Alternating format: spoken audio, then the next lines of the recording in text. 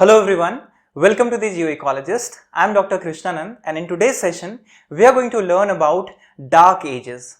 So what is Dark Ages in Europe and what is Dark Ages in geographical thought? So let's understand the concept of Dark Ages, what was its influence on the geographical thought, its evolution, and what happened during the Middle Ages in Europe. So these things are going to be discussed in today's session, but before we go ahead, please like and subscribe to our channel and don't forget to press the bell icon for the updates. So let's understand why is it called Dark Ages in Europe. So there are certain factors that are important to understand this Dark Ages in Europe. So let's analyze it one by one. So first was the collapse of Roman Empire. The great Roman Empire came to collapse, and then what happened? The rise of church happened. So the power was now vested in the hands of the Catholic Church in Rome. So then, because the religious factors here started dominating the realms of entire Europe in this particular time period. So what happened? Because church became supreme, its rule became supreme. So whatever was instructed by the supremacy of the church was supposed to be followed by all the people irrespective of their own personal beliefs, and that was the law, that was the order that time. So what happened?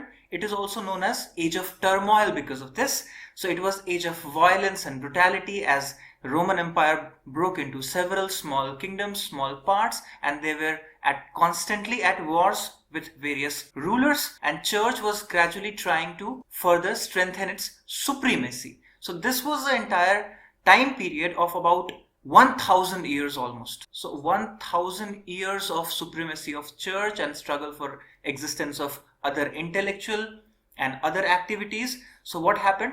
Lack of intellectual activity happened in this particular time period. And then what we see here is also that geography, which was coined by Eratosthenes, the word itself was disappeared from the common parlance, from the dictionary. The word geography was forgotten during this time in the Christian Europe, and that's why it is known as the Dark Ages. Dark Ages basically means there was stagnancy in the progressive thinking, in the scientific world that Greek and Romans have earlier established.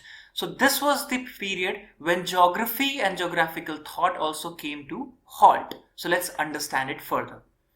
So geographical science and Dark Ages in Europe basically means the decay and disintegration of the Roman Empire led to the decline in literature, science, explorations in European and southwestern Asian parts of the world. So what happened? When we say Dark Ages, many people confuse that it is Dark Ages all throughout. No, it's only in the European context if you are looking at.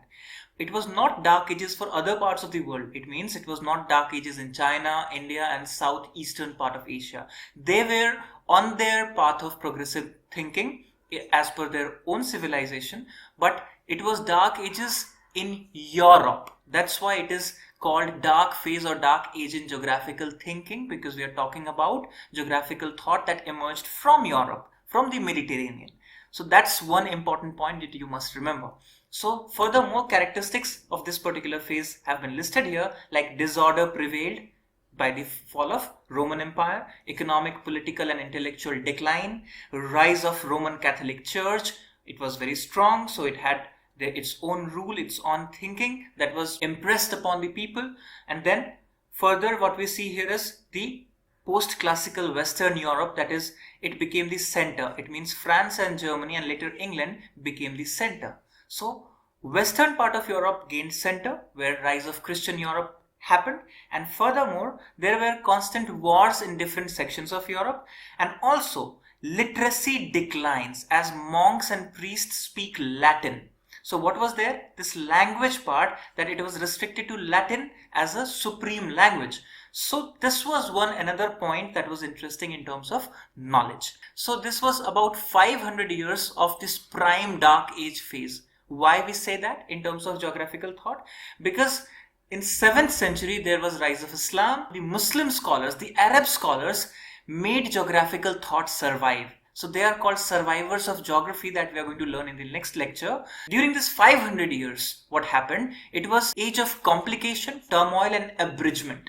and Ptolemy's Guide to Geography was the last authentic publication, if you see, which is supposed to be landmark publication from the ancient.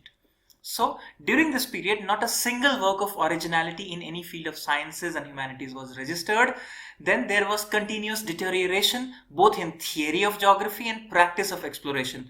Remember, Greeks and Romans had done a lot in terms of theory building as well, and in terms of the practice, that is the field, the exploration part, both. So this all together came to halt. So now let's look at the map of the world. What happened to that? So after Ptolemy's work, it again reduced to this particular map that is there on your screen. It is basically known as T in O map. So what is it? It's basically this particular T that you see, which is inside this O. So what is this T in O? If you look at this carefully, the main trunk of this tree is Mediterranean.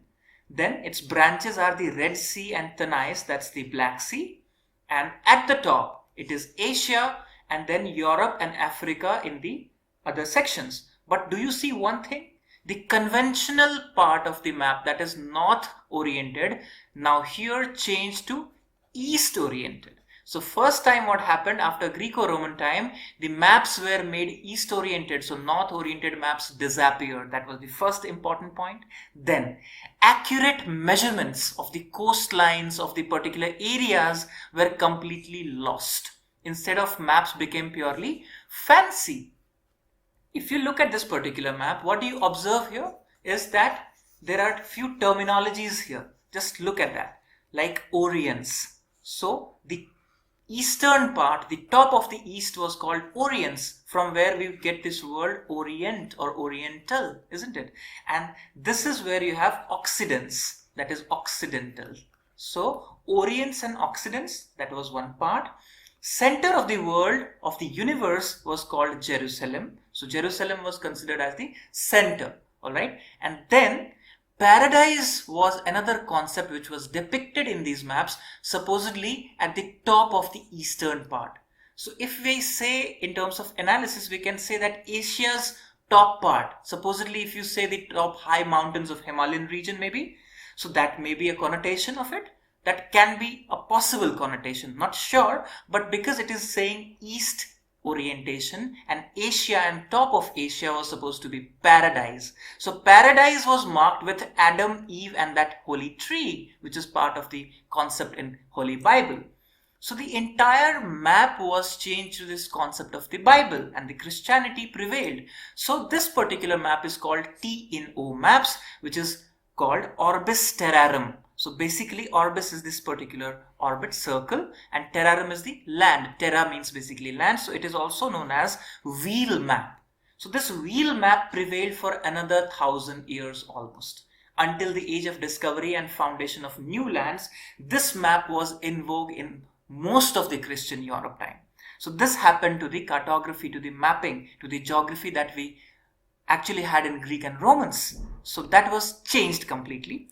Then further, the stem of T that we understood as Mediterranean, the top T represented the Aegean, the Black Seas on one hand and the Nile River and Red Sea on the other hand.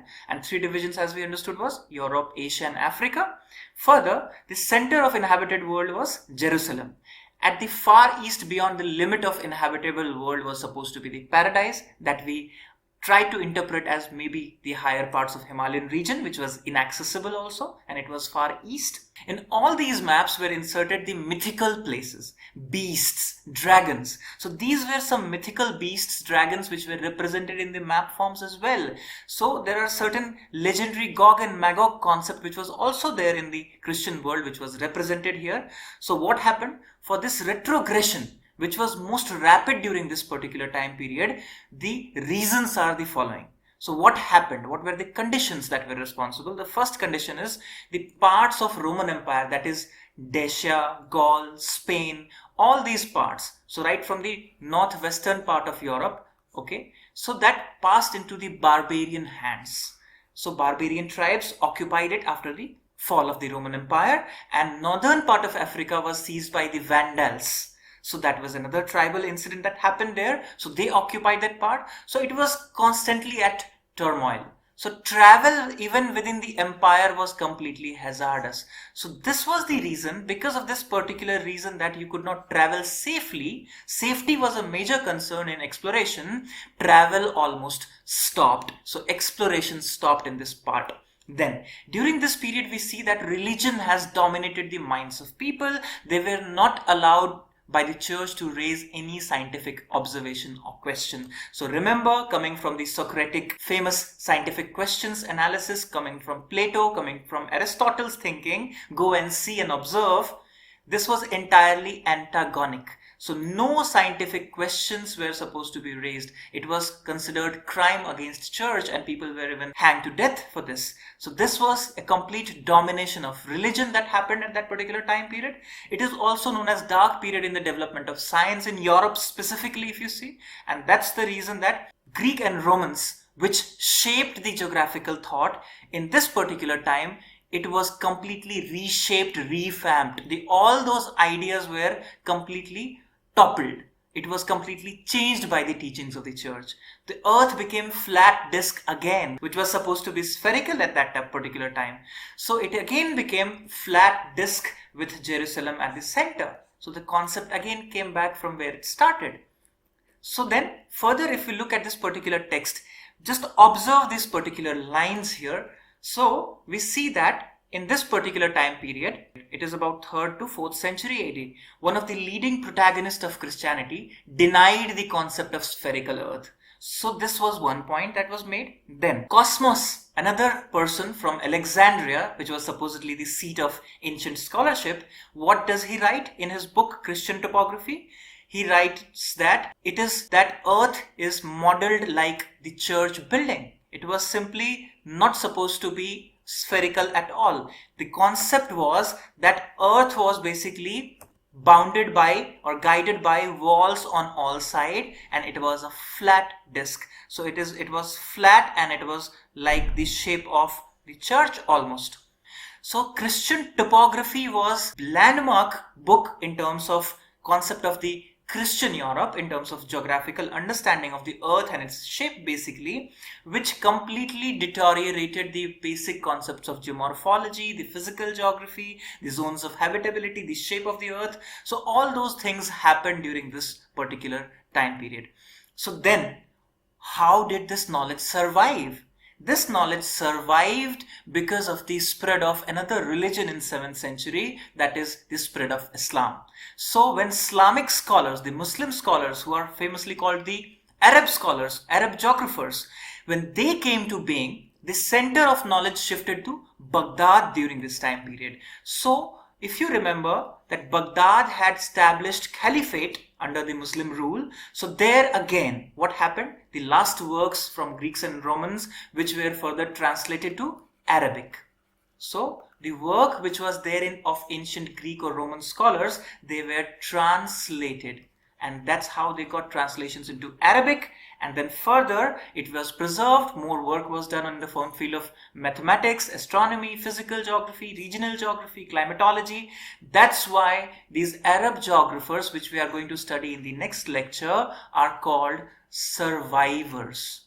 So survivors of geography, because they helped this knowledge survive in the Middle Ages, during the Dark Ages in Christian Europe. Because in the Christian Europe, where this knowledge was originated during Greeks and Romans, was completely shattered during this particular Dark Age. So in next lecture, we'll be learning about the contributions of Arab scholars who helped this geographical thought, this geographical knowledge accumulation survive during Middle Ages. So now, when we have learnt about the characteristics of the Dark Ages, what impact it had on geographical knowledge, the accumulation of knowledge that was during the time of Greco-Romans, how it completely shattered and deteriorated during this Dark Ages in Christian Europe. So how it was survived is going to be discussed in the next lecture during the Arab scholars and their contributions. So in next lecture, we are going to discuss about the contributions of various Arab scholars in the field of geography and geographical thought. So all the best wishes, stay safe, take care.